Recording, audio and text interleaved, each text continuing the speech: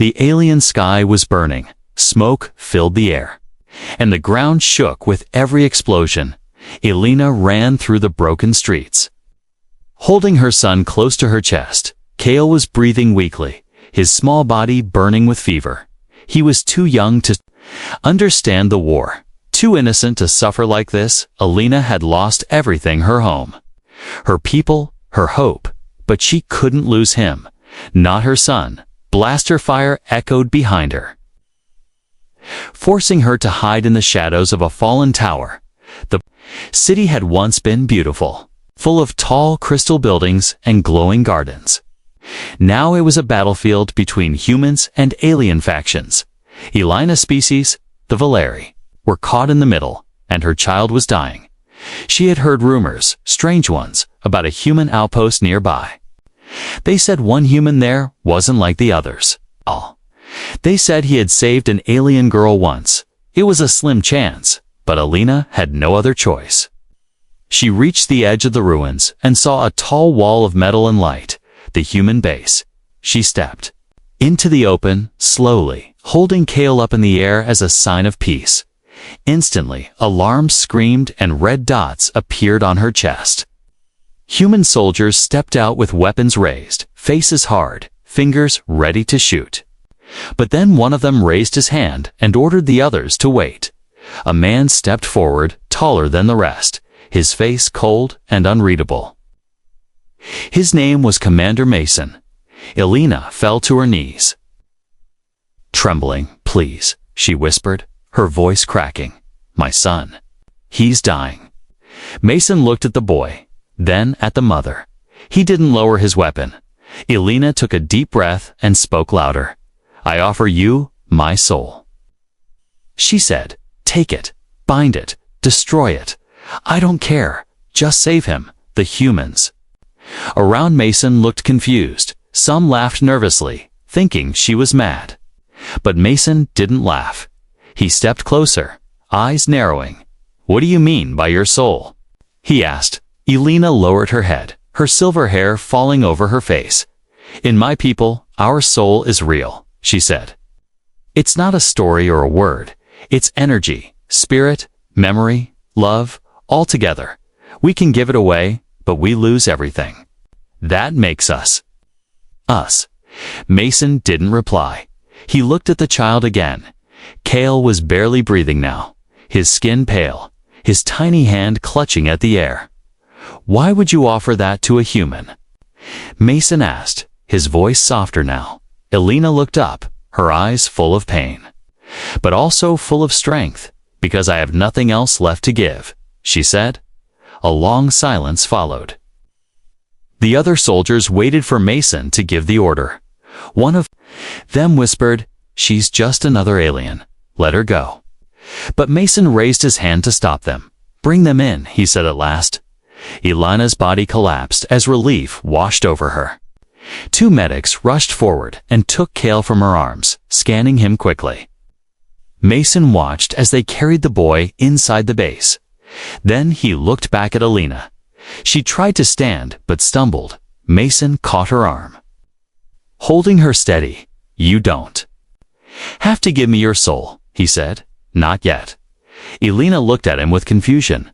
"But why would you help me?" she asked. Mason didn't answer. Maybe he didn't know himself, but something in her voice, in her eyes, in the way she risked everything for her child, had touched something deep inside him. A memory, maybe, a shadow of his past. "Let's just save your son first," he said. "Then we'll talk about souls." As they walked into the base together, Elena looked one last time at the burning city behind her. She had come here expecting death, but instead, she had found a human who listened. A man who didn't see an enemy. A man who saw a mother. And now, her journey was just beginning. Asterisk-y lights inside the human base were cold and white. Everything felt sharp, metallic, and unwelcoming. Elena sat on a narrow bench in the corner of the medbay, her hands shaking, her heart racing with fear. She watched helplessly as the human medics hovered over Kale, attaching wires, scanning his small body. injecting something blue into his veins. She couldn't understand their machines, but she could feel their urgency. Kale was still alive, but his energy was fading fast. Commander Mason stood near the glass wall, watching everything closely. He hadn't said a word since they entered. His soldiers were whispering in the hall outside, questioning his decision, calling him crazy, helping a Valeri, a war criminal, a mother. He didn't care about their words. Not right now. His mind kept repeating Elena's offer over and over again. "I offer you my soul," she had said. Mason wasn't a believer in magic or spirits, but the look in her eyes told him it wasn't a lie to her people. The soul was real, powerful, and sacred.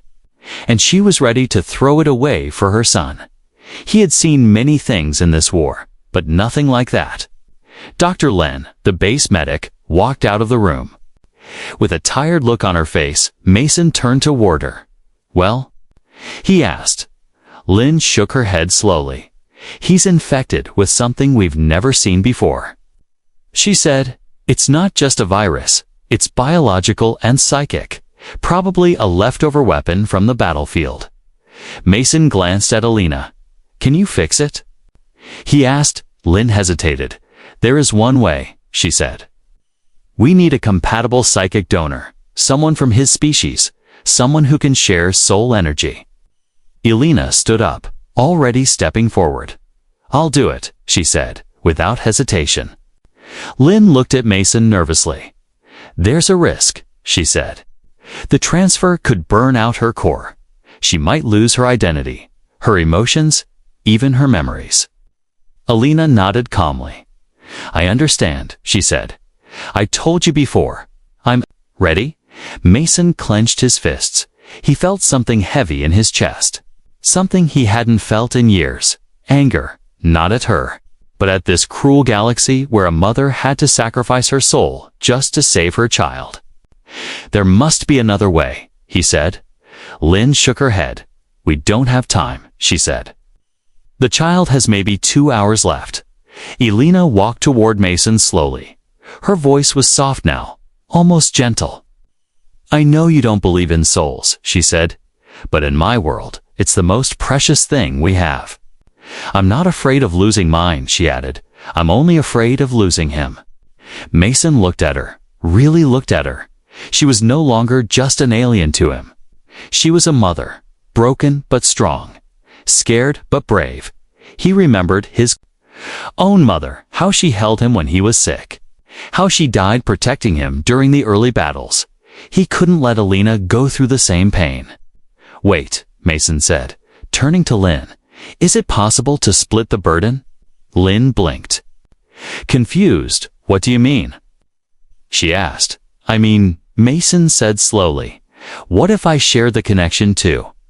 Lynn stared at him like he had lost his mind. "You're human," she said. "You're not compatible. You could die, or worse, your mind could tear apart." Elena gasped. "No, you can't," she said. "You don't understand. Human minds weren't made for soul binding."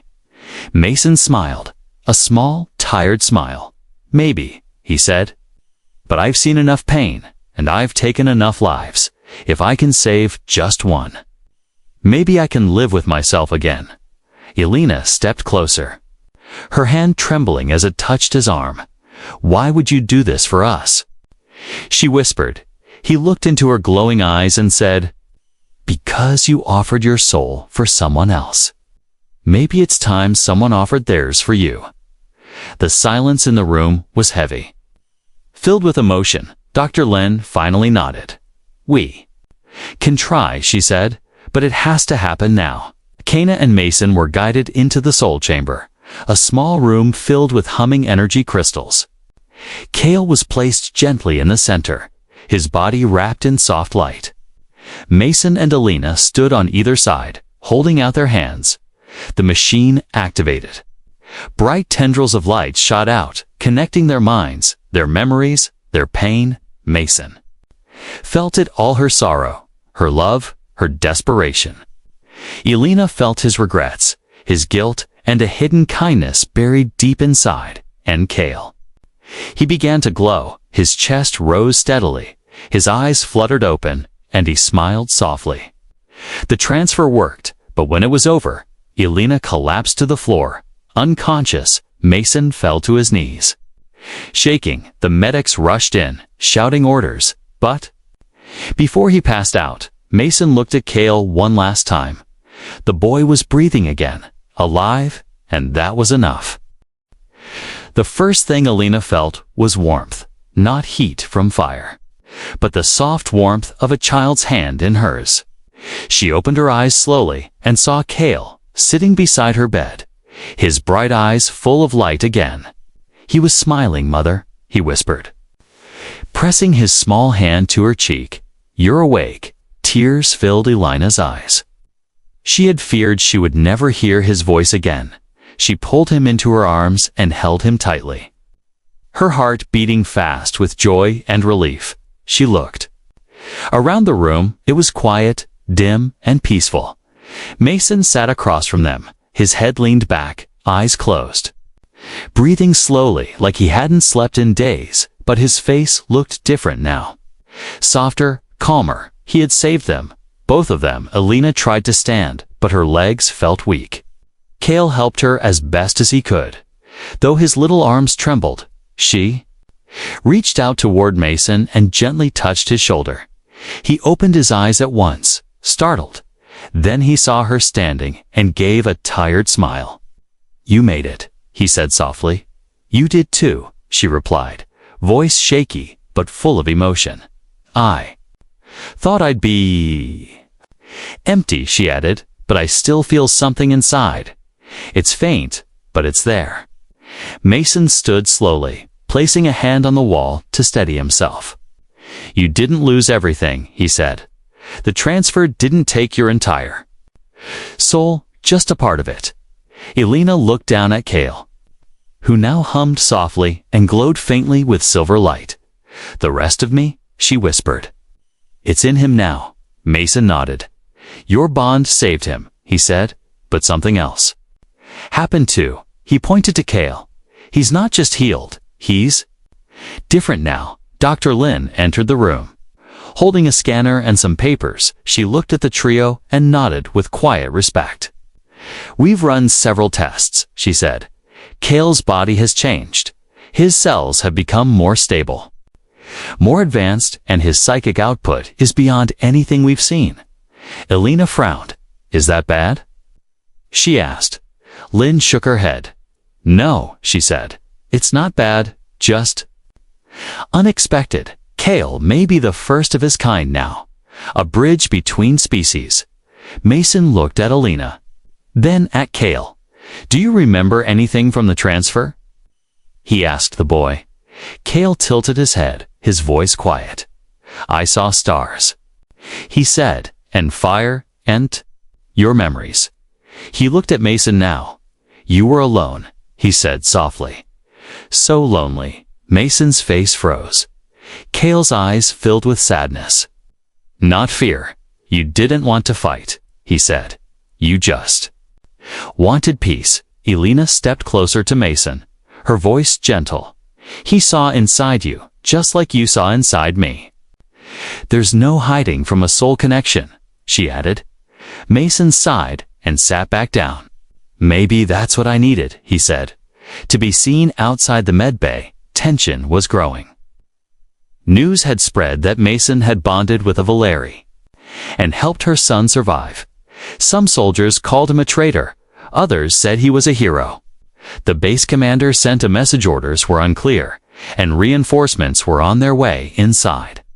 The quiet peace was beginning to crack. Mason turned to Dr. Lin. "How long do we have before command reaches us?" he asked. "Maybe a day," she said. "Maybe less." Elena held Cale close. "They'll take him," she said, her voice trembling. "They'll see him as a threat." Mason stood up. "Not if we get him out of here first," he said. Lynn frowned. "You're going to break protocol?" she asked. Mason looked at her firmly. "He's just a child," he said. "And she's just a mother who gave everything for him.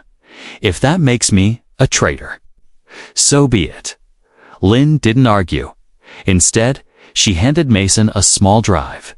This has Cale's records wiped, she said. No one will know he was here. Mason took it and nodded with quiet gratitude. Cale tugged at his sleeve. Are you coming with us? He asked. Mason paused. He had no family left, no home to return to, and nowhere to truly belong. He looked at Alina. She didn't say anything, but her eyes were filled with the same question. I guess I am, Mason said finally. Someone has. To keep you two out of trouble, Cale laughed, the sound light and full of life. As night fell, they prepared to leave the base quietly. A human, an alien mother, and a child who carried the soul of both. And for the first time in years, Mason felt like he wasn't running from something. He was running toward something worth saving. Asterisk darkness covered the outskirts of the human base as Mason led Alina and Cale through the hidden exit tunnel. The air was cold and damp, filled with the scent of metal and old earth. Mason's grip on his weapon was tight, his senses sharp. They had less than an hour before the next security shift began.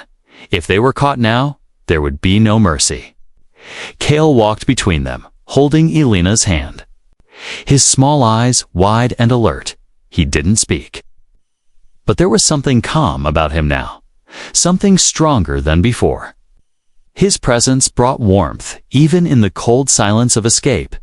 As they reached the end of the tunnel, a figure stepped. Out of the shadows, Mason raised his weapon at once, shielding Alina and Cale with his body. But the figure raised both hands in peace. It was Sergeant Rika, one of Mason's most trusted soldiers. I had a feeling you'd run, she said softly. Mason didn't lower the weapon. Are you here to stop me? He asked. Rika looked at Cale, her eyes full of questions. I'm here to warn you, she said. They know what you did. They know the boy is different. Command sent an elite squad there already in the sector. Alina's face went pale. They'll take him, she whispered. They'll experiment on him. Mason lowered his weapon slowly. Then we keep moving, he said. What about the transport routes? Rika handed him a small device. There's a smuggler route north of the ridge. She said, you'll need to cross the old battlefield. Alina looked up in fear. That place is haunted, she said. My people still hear the screams. In their dreams, Mason looked at Cale, who simply nodded, like he understood the danger, but wasn't afraid. We don't have a choice, Mason said. We move now. They climbed out into the night. Slipping through the ruins like shadows, the land was quiet, too quiet. No wind, no animals. Just broken metal and scorched ground beneath their feet. Alina looked around and saw bones, some human, some alien, some mixed together.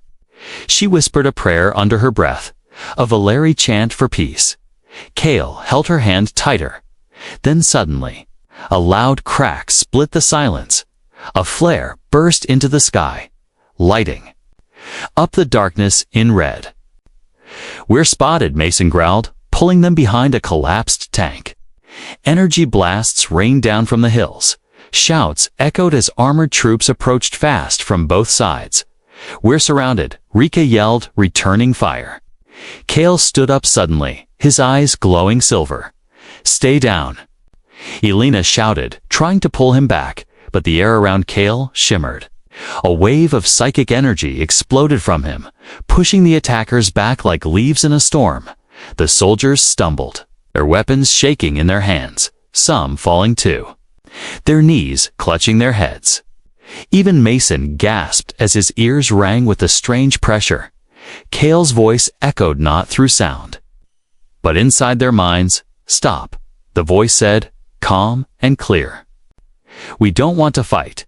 The attackers froze, confused, frightened, but behind them, a new voice rose harsh, cold, and filled with hate. He's dangerous, said Captain Vorn, stepping forward in heavy black armor, weapons ready. He ordered, kill the hybrid and bring the mother in for dissection. Alina screamed. Shielding Kale with her body, Mason stepped in front of them, aiming his rifle at Vorn. "You'll have to go through me first," he growled. Vorn smirked. "I was hoping you'd say that." The battle exploded again. Rika was hit in the shoulder, but kept firing. Elena used her last ounce of psychic energy to shield Kale, but it was fading fast. Just as Vorn aimed directly at Kale's heart, a massive shockwave pulsed from the boy once more. This time, it was not just psychic, it was light, sound, and force all in one. The battlefield froze, weapons melted in soldiers' hands. Machines stopped working, and for a moment, there was nothing but silence. Vorn dropped to his knees, blood pouring from his nose. He gasped for air, then collapsed. Kale fell into Elena's arms, unconscious but safe. The remaining soldiers fled in fear. Leaving behind their fallen leader, Rika limped over, stunned. "What was that?" she asked. Mason looked at Kale, then at Elena. "That was a soul defending itself," he said, "and it's not done yet." They quickly gathered supplies from the fallen gear and continued their journey with the road ahead still dangerous. And the galaxy watching, their bond had grown even stronger. But now, more enemies knew of Kale's existence, and in the shadows, something far more powerful had started paying attention. The wind howled across the old battlefield as morning light broke through the dark sky. Ashes blew like snow, swirling around broken machines and cracked bones. Mason led the group through a narrow path between fallen ships and burnt-out tanks, his eyes scanning every shadow. Elena walked close behind, carrying Kale in her arms. The boy hadn't spoken since the explosion of energy that saved them.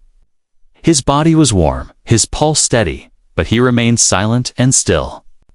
"I've never seen anything like that," Rika whispered, limping beside them, her arms still bandaged from the fight. Mason didn't answer. His mind was heavy with questions. How did Kale do it? What was he becoming? They reached a shelter hidden beneath a collapsed transport ship. Inside, the metal walls still held heat from long-forgotten engines. Mason cleared a space, and Elena gently placed Kale down on a sleeping mat. She brushed his hair back and whispered ancient Valeri words over him. "What are you saying?" Mason asked quietly. "A prayer," she replied. To call his soul home. Mason sat beside her, his face tense. "You think he's lost?" he asked. Elena nodded slowly. "He's not asleep. He's searching," she said. "Something inside him is awakening, something older than both our species." Mason frowned. "You mean his power?" he asked. Elena looked into Mason's eyes. "No," she said. "I mean his purpose." Suddenly, Kale stirred. His fingers twitched, and a soft glow pulsed from his chest. Elena leaned closer, and Kale opened his eyes. But they were not the same. His pupils shimmered like stars. His voice echoed as he spoke, though his lips barely moved. "I saw them," he whispered. "They are coming." "Who's coming?" Mason asked, his voice tight. Kale turned to look at him, the glow in his eyes fading slightly. "Not soldiers," he said. "Not humans. Not Valeri. Something else, something watching." Mason exchanged a sharp glance with Elena. She looked frightened. "The Watchers," she said under her breath. "Ancient beings from the deep void. They awaken only when something powerful enough threatens the balance." Mason stood quickly, grabbing his weapon. "Are you saying Kale triggered them?" he asked. Elena nodded. "Yes," she said. "And now they know where he is, outside." The sky rumbled with unnatural thunder.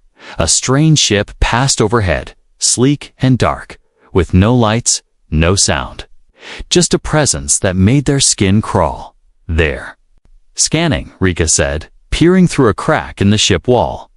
Looking for him, Kale sat up suddenly, his voice clear now. "We need to go," he said. "I can feel them. They're close." Elena held him tightly. "You're not ready," she said. "You're still healing." Kale shook his head slowly. "No, Mother," he said. "I'm not."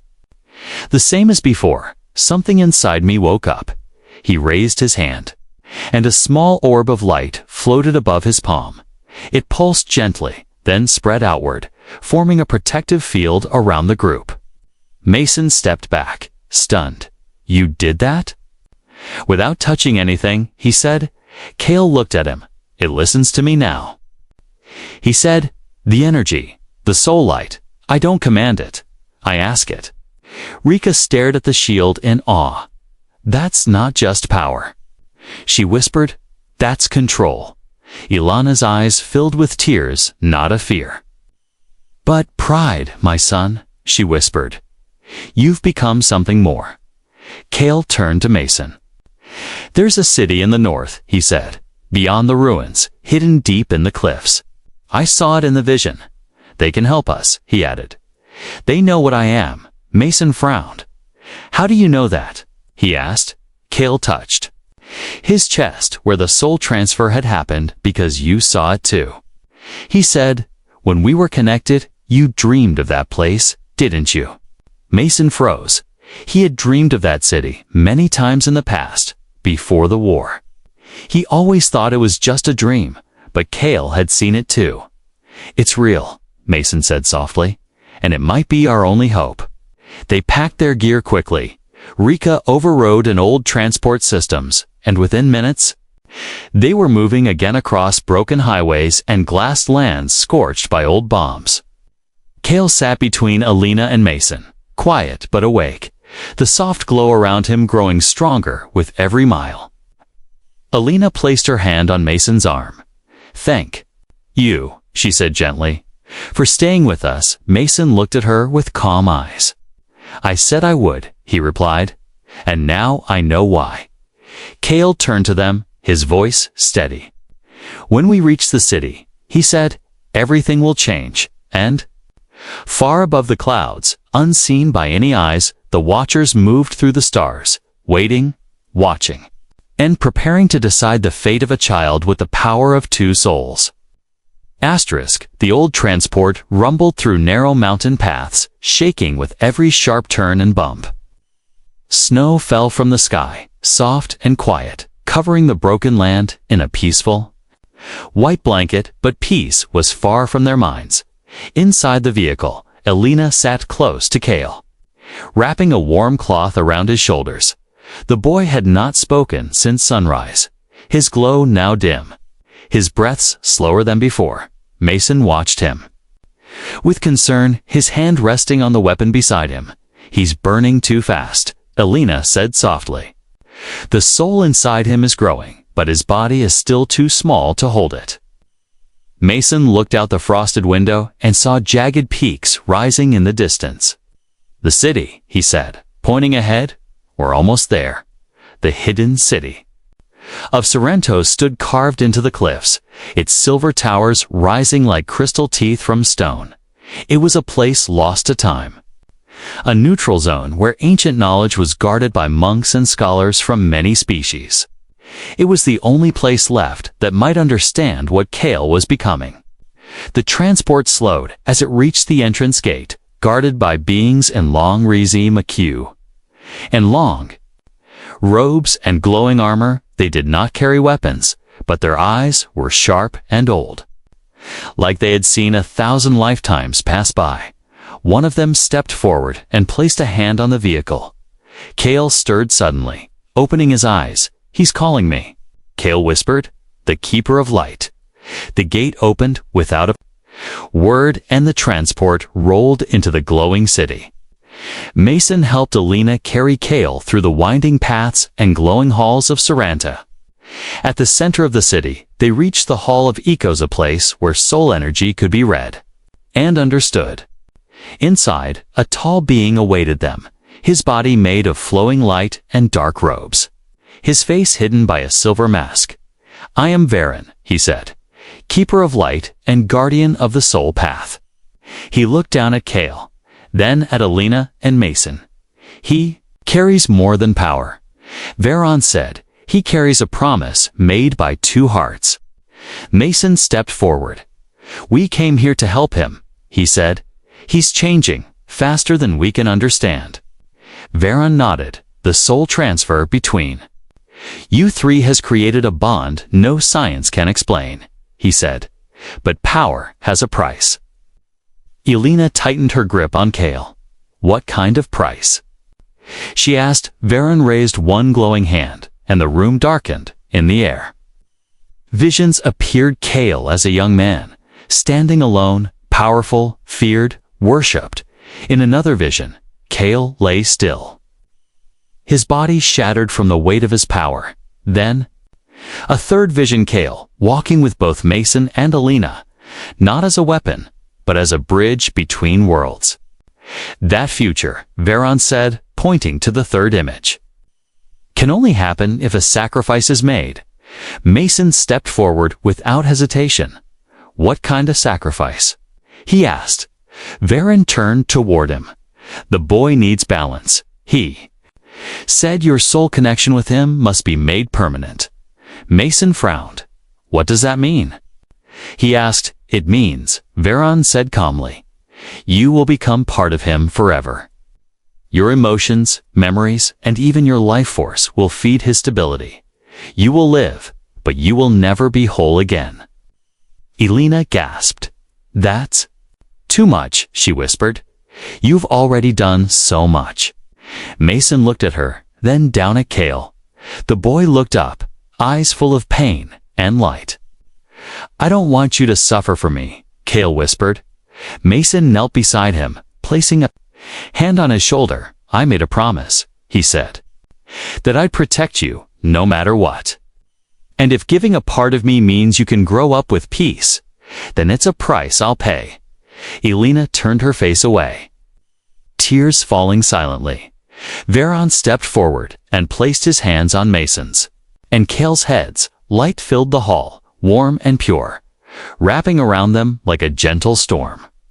Mason felt his memories flood into Kale, not just war, but laughter, family, kindness he thought he had lost, and in return he felt Kale's innocence, his dreams, and the quiet strength he held inside. When the light faded, Mason fell back. Weak but alive, Kale stood slowly, brighter than before, his small voice now steady.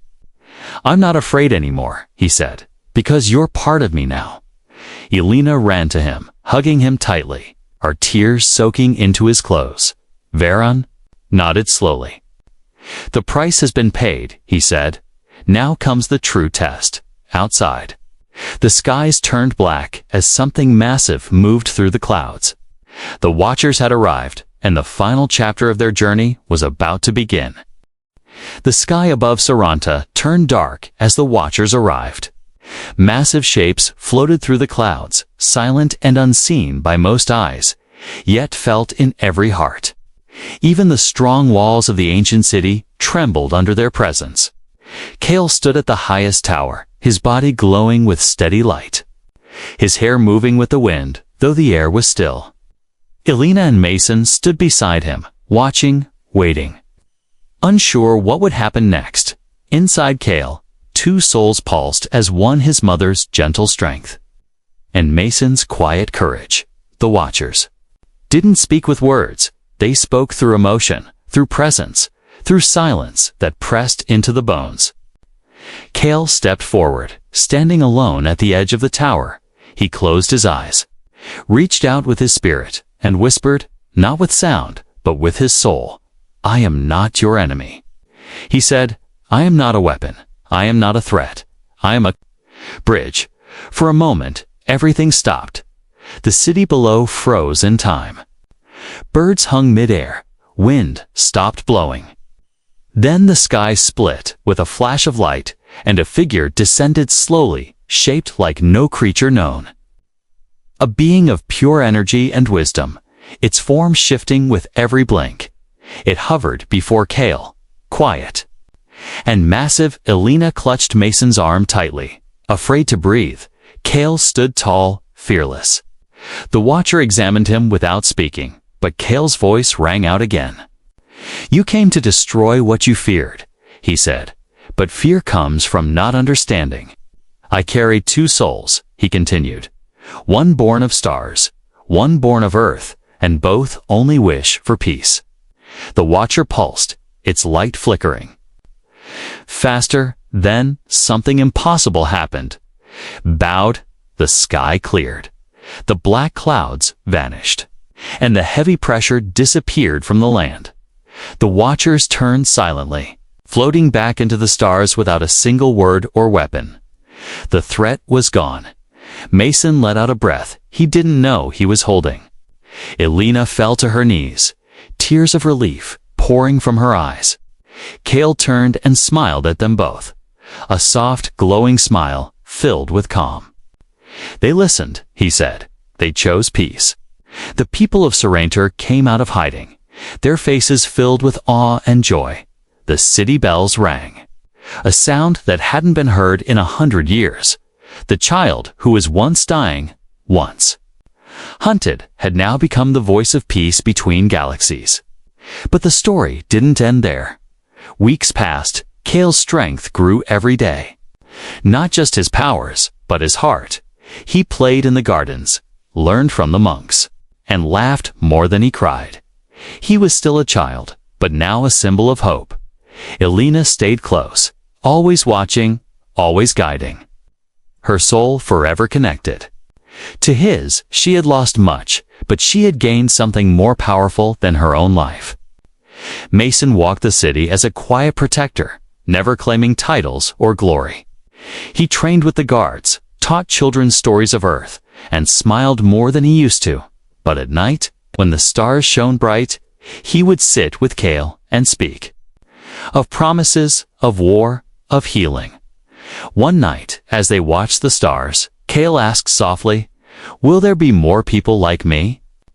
Mason looked up at the sky, then at Cale's bright eyes. "I don't know," he said. "But even if there isn't, the galaxy only needed one you." Cale grinned and leaned his head against Mason's arm. "You're part of me," he said. "So you're not going anywhere, right?" Mason chuckled. "Not unless you kick me out," he replied. They sat together in silence. The kind of silence that feels warm and full. In the distance, lights from new ships approached Sorrento delegates. Explorers, leaders from all over the galaxy, coming not to fight, but to learn, to see the boy with two souls. To understand what it meant to love beyond species, beyond war, beyond fear. Elena stood at the balcony above them, watching, her heart full, her eyes soft. She had offered her soul once to save her son, but what she received in return was more. Then life, she found family. She found peace. She found a new beginning. And in the quiet, under the stars, her voice whispered to the night, "My son lives, and so does hope," and the galaxy listened.